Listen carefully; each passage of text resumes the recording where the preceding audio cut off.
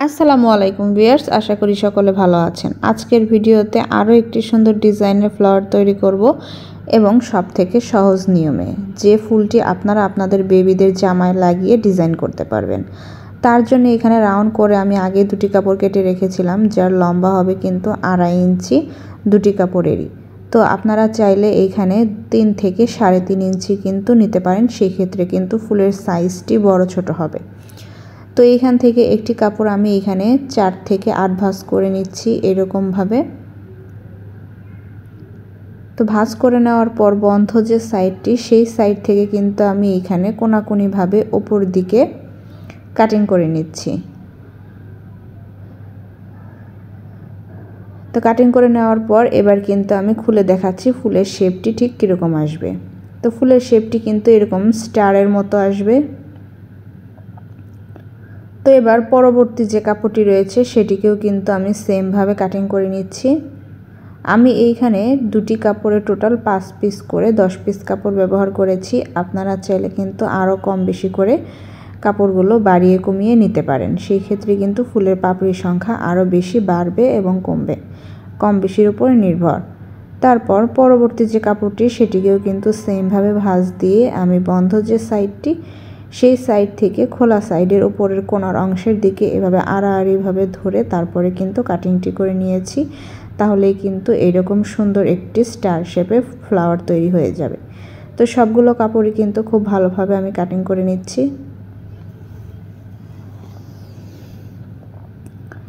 তো এখানে একটি কাপড় কিন্তু আমি রাউন্ডভাবে রেখেছি আর একটি কাটিং করে নিয়েছি। এবার রাউন্ড যে কাপড়টি সেটিকে মাঝখান বরাবর ভাঁজ দিয়ে নিচ্ছি এবং এখান থেকে একটি স্টার শেপের যে কাপড় সেইটিকেও আমি মাঝখান বরাবর ভাঁজ দিয়ে দিচ্ছি।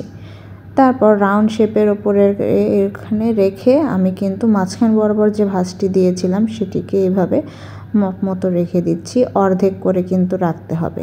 এরপর এইখানে এক সাইড থেকে কিন্তু সেলাই করে নিতে হবে।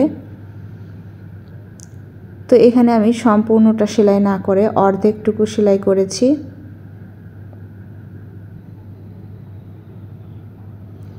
তো এখানে অর্ধেকটুকু সেলাই করে নেওয়ার পর এখান থেকে আরও একটি রাউন্ড কাপড় নিয়ে ওপর দিক থেকে কিন্তু আমি সেলাই করে দেব। তো কিভাবে নিচ্ছি একটু ভালোভাবে খেয়াল করলেই বুঝতে পারবেন। তো এইরকম করে অর্ধেক করে কিন্তু একটির পর একটি নিতে হবে। আপনাদের যদি বুঝতে অসুবিধা হয় বা সেলাই দিতে অসুবিধা হয়, এভাবে মাঝখান দিয়ে একটি ভাঁজ দিয়ে নেবেন, তাহলে কিন্তু বুঝতে বা সেলাই করতে খুব সুবিধা হবে। এবার এইখানে অর্ধেক রেখে সেলাইটি করে নেব। এভাবে করে প্রত্যেকটি কাপড় একটির ওপর একটি অর্ধেক রেখে কিন্তু সেলাই করে নিতে হবে।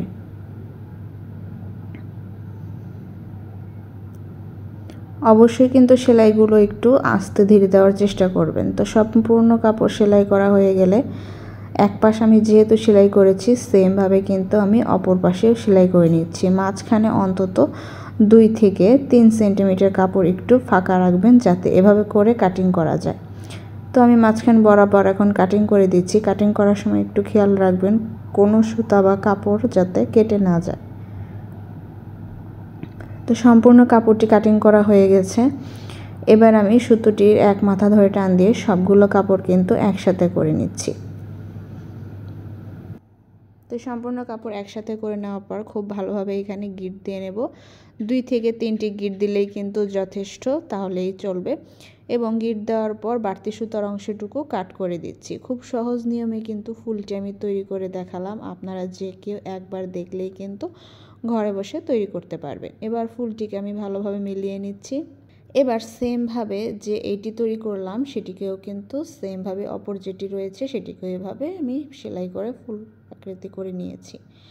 এবার পুঁতি অ্যাড করে ডেকোরেশন করে নিচ্ছি। ভিডিওটি কেমন লাগলো অবশ্যই কিন্তু আমাকে কমেন্ট করে জানাবেন এবং আমার পেজে একটি লাইক, কমেন্টস অ্যান্ড শেয়ার করে আসবেন এবং অবশ্যই একটি ফলো দিয়ে আসবেন এবং ইউটিউব চ্যানেলে অবশ্যই একটি সাবস্ক্রাইব করবেন।